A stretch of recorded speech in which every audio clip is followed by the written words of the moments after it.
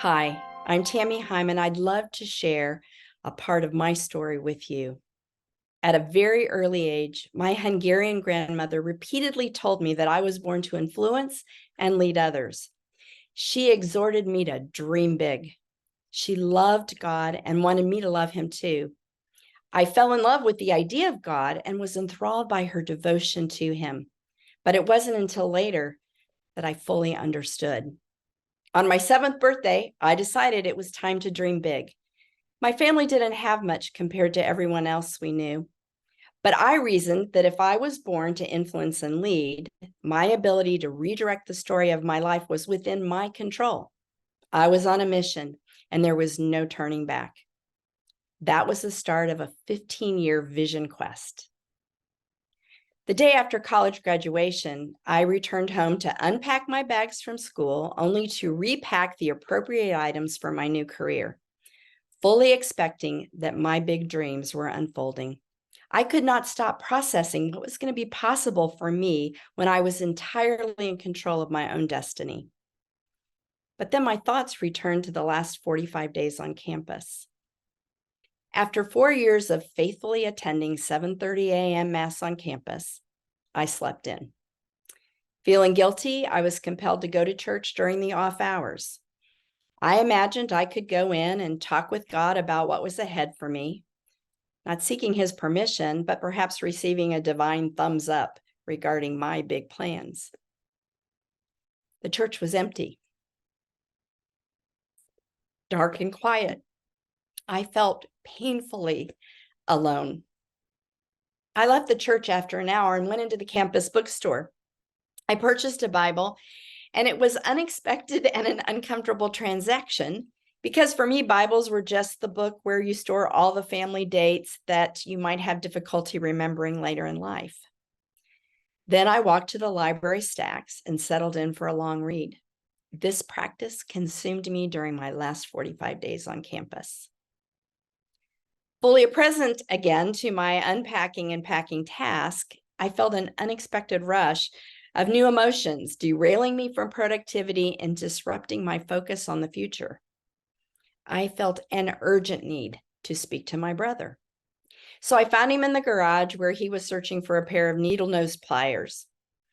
My brother had had a radical encounter with Jesus, and I was confident that he might be the one person who would get what was going on inside of me. Standing at the door, I announced, I've just decided that I don't want to spend another day of my life without Jesus Christ in control, and I'm not even sure what that means. My brother rushed me to his car without hesitation, and we were off to his pastor's house. He was abnormally giddy, and all he could say was, "Get ready, sis. When you decide to follow Jesus and give him control of your life will be full of romance, thrills, and adventure." That day, I met my Savior. He showed up to rewrite the story of my life as I surrendered all the blank pages of my future to him. He began to reveal the plans the Father had prepared for me. With the joy of my salvation and the awakening of my first love fire, my greatest ambition immediately became his purpose, not mine. I canceled all my dreams that day. I made all the hard calls. And soon I was without a job, a place to live, and any idea of what would come next. My journey of faith had begun, and I was on this mission to throw off everything that hinders and the sin that so easily entangles. When I think of King Asa, I think of this kind of resolve too. King Asa came to the throne with an extraordinary resolve to lead the people in rejecting idols and worshiping the Lord. His influence, leadership, and trust in the one true God ushered in a season of flourishing. Under his early reign, Judah was transformed into a place of peace. Asa used his influence to clean up Judah. His ambition was centered on purging whatever was evil on the sight of a holy God. And as a result, Judah entered a peaceful decade as the kingdom experienced a transformation from the inside out. Asa initiated a massive demolition rampage. He removed all the foreign altars, smashed up sacred stones, removed the Asherah poles, and erected for worshiping false gods. He was on a mission to govern based on truth and the practices of spiritual disciplines. He encouraged people to seek the Lord by reviewing and following the law of Moses. He did all he could to fortify the city because he was focused on doing what was right in the eyes of God. The people experienced peace and prosperity. Within the walls of Judah, they thrived.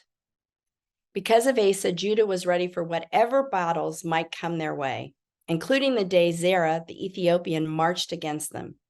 Zerah's massive army held no threat to Judah. Asa was grounded in the things of God and knew that no army could overcome them. He wholeheartedly trusted God, and God fought the war and received full credit for the outcomes.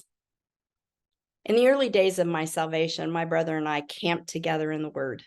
Like Asa, my brother cultivated my desire to stay centered on God's will. And yes, the enemy declared war on numerous occasions. The battles arrived fast and unexpectedly. I learned how to claim victory as I watched God overcome all the temptations that could have easily destroyed me. Over the past 4 decades of following Jesus, I learned what it is to be consumed with the breadth, width, and depth of his love.